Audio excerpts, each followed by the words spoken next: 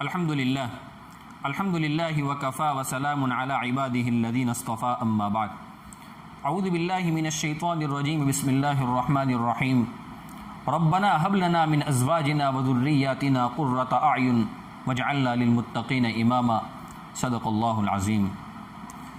میرے دوستو، دنیا کے اندر جو نعمتیں اللہ تبارک و تعالی بندوں کو دیتے ہیں، ان نعمتوں میں سے ایک بہت بڑی نعمت یہ ہے کہ کسی بندے کو اللہ تبارک و تعالی نیک، صالح، فرما بردار اولاد عطا فرما دے۔ حضرت عمر بن عبدالعزیز رحمۃ اللہ علیہ کی ساری ہی اولاد کو اللہ تبارک و تعالی نے نیک بنایا تھا، پرہیزگار بنایا تھا۔ وہ ساری اولاد تقوی والی تھی، متقی تھی، اللہ تبارک و تعالی سے ڈرنے والی تھی۔ لیکن اس میں آپ کے ایک بیٹے کا نام آتا ہے، اور اس بیٹے کا نام ہے عبد الملک ابن عمر ابن عبدالعزیز رحمۃ اللہ علیہ۔ اس کو اللہ تبارک و تعالی نے روحانی نعمتوں سے بہت نوازا تھا۔ جیسے ہم کہاوت کے اندر اکثر بولا کرتے ہیں کہ جیسا باپ ہوتا ہے ویسا بیٹا ہوتا ہے۔ جس طریقے سے حضرت عمر ابن عبدالعزیز رحمۃ اللہ علیہ عبادت میں بہت آگے تھے، معاملات میں بہت آگے تھے، معاشرت میں بہت آگے تھے، اخلاق آپ کے بہت اعلیٰ تھے، اسی طریقے سے اللہ تبارک و تعالیٰ نے ایسی روحانی نعمتوں سے ان کے بیٹے عبد الملک کو بھی اللہ نے نوازا تھا۔ عبد الملک رحمۃ اللہ علیہ کون ہیں؟ آپ کی عبادت کیسی تھی؟ آپ کیسے اللہ تبارک و تعالیٰ کے سامنے رونے والے تھے؟ اور آپ کا علمی مقام کیا ہے؟ اس کے متعلق ایک دو باتیں میں آپ کی خدمت میں پیش کروں۔ اس کے بعد میں اصل واقعے کی طرف آتا ہوں، جس واقعے کو میں نے گزشتہ کلپ کے اندر آدھا چھوڑ دیا تھا۔ عبد الملک رحمۃ اللہ علیہ کے چچا کے بیٹے ہیں، ان کا نام ہے عاصم۔ وہ فرماتے ہیں کہ میں ایک مرتبہ دمشق میں گیا اور وہاں اپنے چچا زاد بھائی عبد الملک کے پاس ٹھہرا۔ میرے چچا کے لڑکے کی ابھی شادی نہیں ہوئی تھی۔ ہم دونوں نے عشاء کی نماز پڑھی اور سونے کے لیے دونوں اپنے اپنے بستر پر لیٹ گئے۔ عبد الملک رحمۃ اللہ علیہ نے چراغ بجھا دیا۔ ہم دونوں نیند کے ارادے سے سو گئے۔ جب آدھی رات کو میری آنکھ کھلی تو میں کیا دیکھتا ہوں کہ عبد الملک رحمۃ اللہ علیہ اندھیرے میں کھڑا ہے اور نماز پڑھ رہا ہے، قرآن مجید کی یہ آیت تلاوت کر رہا ہے۔ قرآن کریم اللہ رب العزت ارشاد فرماتے ہیں، افرأیت ان متعناہم سنین ثم جاءہم ما كانوا یعدون ما اغنی عنہم ما كانوا یمتعون۔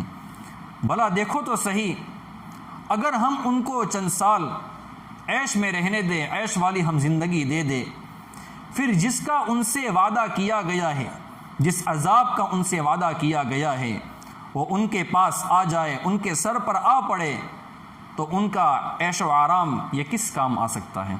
یہ میں خلاصہ بتا رہا ہوں ان آیت کا۔ تو وہ فرماتے ہیں کہ میں دیکھ رہا ہوں کہ یہ بندہ اس آیت کو بار بار نماز کے اندر پڑھ رہا ہے اور وہ رو رہا ہے، اور مجھے ڈر لگ گیا کہ وہ اتنا روتا تھا کہ کہیں روتے روتے اس کا انتقال نہ ہو جائے۔ میں نے تھوڑی بلند آواز سے یوں کہا، لا الہ الا اللہ والحمد للہ، اور میں نے یہ جملہ اس انداز میں کہا جیسے اکثر کوئی نیند سے بیدار ہوتے وقت کہتا ہے۔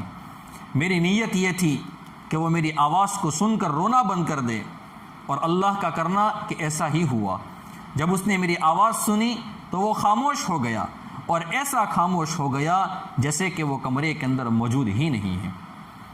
اب میرے دوستو سوچے کہ اللہ تبارک و تعالیٰ نے حضرت عمر ابن عبدالعزیز رحمۃ اللہ علیہ کے بیٹے کو جوانی کے عالم کے اندر کیسا عبادت کی دولت سے نوازا تھا، اور آپ کا علمی مقام کیا تھا۔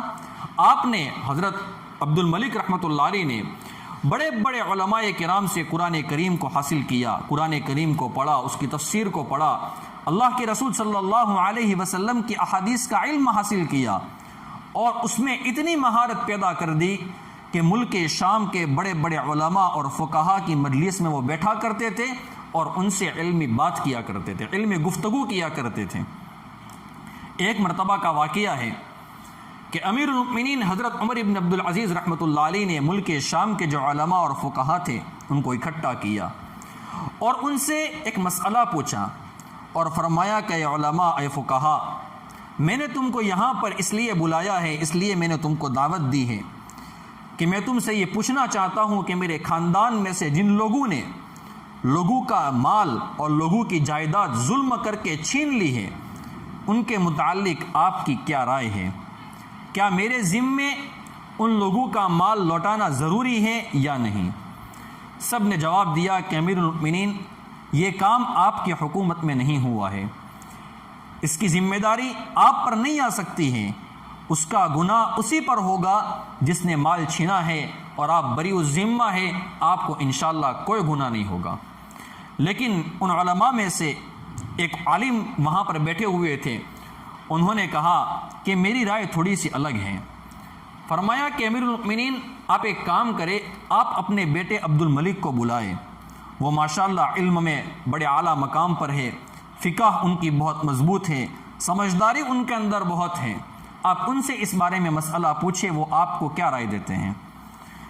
حضرت عبد الملک رحمۃ اللہ علیہ کو بلایا گیا، وہ دربار خلافت میں پہنچے تو حضرت عمر بن عبد العزیز رحمۃ اللہ علیہ نے اپنے بیٹے سے کہا کہ بیٹا، میں آپ کو ایک بات پوچھنا چاہتا ہوں، ما ترى في هذه الاموال التي اخذها بنو عمنا من الناس ظلما، میرے بیٹے ان مالوں کے متعلق تمہارا کیا خیال ہے جو ہمارے چچا کے بیٹوں نے لوگوں سے چھین لیا ہے؟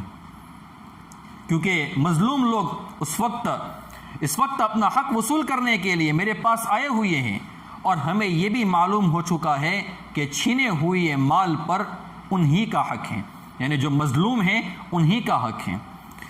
تو بیٹے نے کیا جواب دیا؟ بیٹے نے کہا کہ ابا جان، ان مظلوموں کی فریاد کو پوری کرنا اور ان کا مال واپس لوٹانا یہ آپ کے اوپر فرض ہے، اگر آپ نے ایسا نہیں کیا تو آپ بھی اس ظلم میں برابر کے شریک سمجھے جائیں گے، کیونکہ آپ کو اس ظلم کا علم ہو چکا ہے اور آپ اس ظلم کو دور کرنے کی طاقت اور قدرت بھی رکھتے ہیں، لہٰذا اس سے نجات دینا یہ آپ کو اوپر فرض ہے۔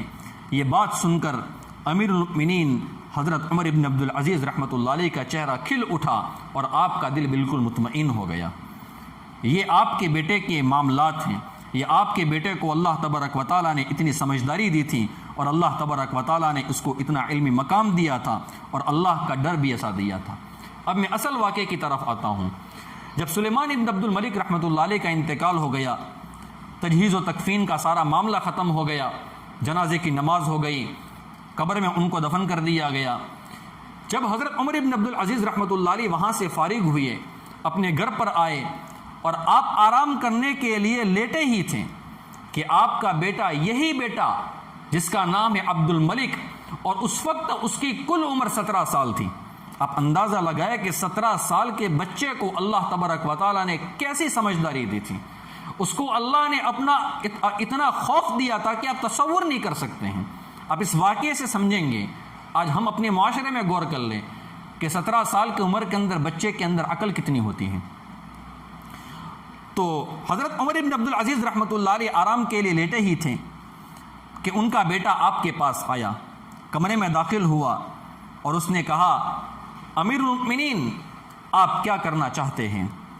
حضرت عمر بن عبد العزیز رحمۃ اللہ علیہ نے فرمایا کہ بیٹا میں تھوڑی دیر سونا چاہتا ہوں، اس لیے کہ اب میرے جسم میں طاقت نہیں رہی ہے، میں بہت تھک چکا ہوں۔ تو بیٹے نے کیا جواب دیا؟ بیٹے نے کہا امیر المؤمنین کیا آپ مظلوم لوگوں کی فریاد سنے بغیر ہی سو جانا چاہتے ہیں؟ آپ ان کی فریاد نہیں سنیں گے؟ ان کا وہ مال جو ظلم سے چھینا گیا ہے انہیں واپس کون دلائے گا؟ فرمایا کہ بیٹا چونکہ میں تمہارے چچا سلیمان کی وفات کی وجہ سے گزشتہ ساری رات جاگتا رہا ہوں، تھکاوٹ کی وجہ سے میرے جسم میں طاقت نہیں رہی ہے، انشاءاللہ میں تھوڑا آرام کر لیتا ہوں، ظہر کی نماز پڑھوں گا، اور ظہر کی نماز پڑھنے کے بعد پھر یقیناً میں مظلوم لوگوں کی فریاد سنوں گا، اور ہر ایک کو اس کا حق دیا جائے گا، کوئی محروم نہیں رہے گا۔ بیٹے نے کہا کہ ابا جان، امیر المؤمنین اس کی کون ضمانت دیتا ہے کہ آپ ظہر تک زندہ رہیں گے؟ بیٹے کی یہ بات سن کر حضرت عمر ابن عبد العزیز رحمۃ اللہ علیہ تڑپ اٹھے، آنکھوں سے نیند ختم ہو گئی، تھکے ہوئے جسم میں دوبارہ طاقت لوٹ آئی، اور ایک دم بیٹھ گئے اور فرمایا کہ میرے بیٹے ذرا تم میرے قریب آ جاؤ۔ بیٹا قریب آیا اسے گلے لگایا، اس کی پیشانی کو چوما، پیشانی کو بوسہ دیا اور فرمایا الحمدللہ الذی اخرج من صلبی من یعیننی علی دینی، اللہ کا شکر ہے میرے مولا، تیرا کرم ہے، تیرا فضل ہے کہ تو نے مجھے ایسا نیک بیٹا عطا کیا ہے جو دینی معاملات میں میری مدد کرتا ہے۔ تو یہ حضرت عمر بن عبدالعزیز رحمۃ اللہ علیہ ہیں، یہ آپ کے بیٹے ہیں، یہ آپ کی اولاد ہیں۔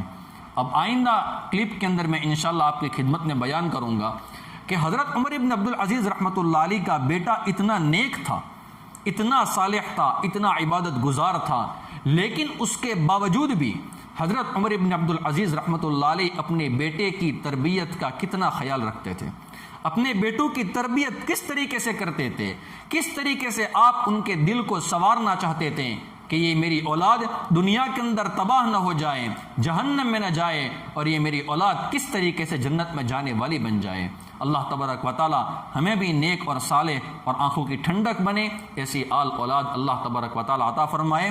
اللہ تبارک و تعالی مجھے اور آپ کو حضرت عمر بن عبدالعزیز رحمۃ اللہ علیہ کی سیرت کے اوپر عمل کرنے کی توفیق عطا فرمائے، آمین یا رب العالمین۔ وآخر دعوانا ان الحمد للہ رب العالمین۔